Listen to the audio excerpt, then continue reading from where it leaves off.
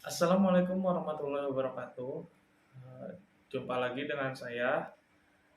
Kali ini saya akan mengulas sebuah narasi dari seorang motivator bernama Tom MC.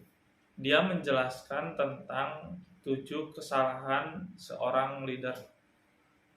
Yang pertama yaitu leader lepas tangan. Jadi leader yang gak mau tahu, bodoh amat. Jadi filosofinya itu, jadi dia filosofinya pokoknya harus A, pokoknya harus B, pokoknya harus di sini, pokoknya harus datang tepat waktu. Nah, itu kesalahan pertama menjadi seorang leader. Seorang leader harus bisa memberi arahan kepada si anak buahnya.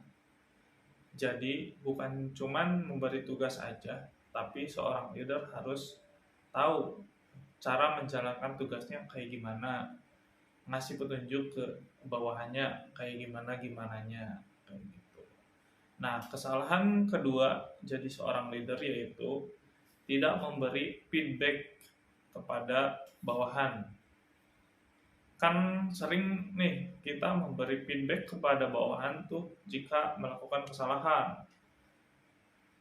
Misal bawahan kita melakukan kesalahan, kita langsung ngasih feedback.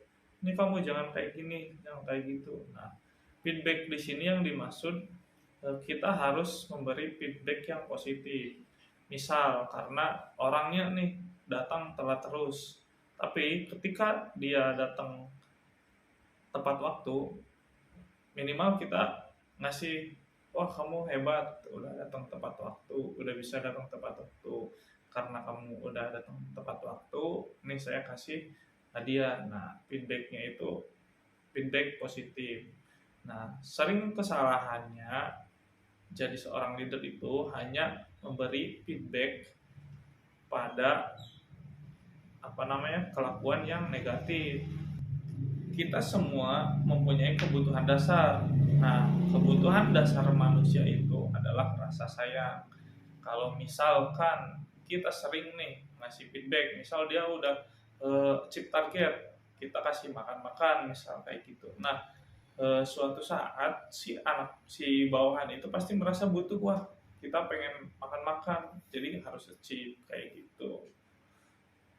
Jadi secara tidak sadar si anak buah pasti membutuhkan ya rasa kasih sayang itu.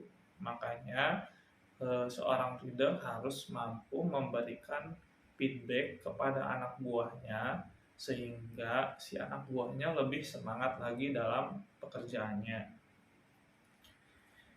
Yang ketiga itu kesalahan seorang leader adalah tidak mengerti atau tidak tahu akan potensi bawahannya.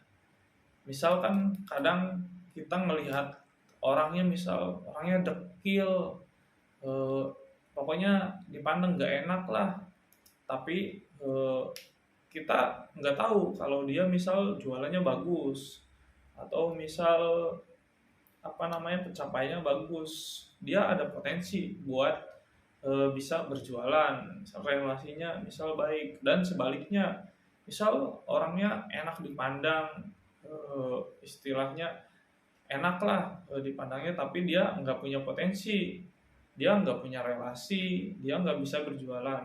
Nah, seorang leader harus tahu akan potensi itu.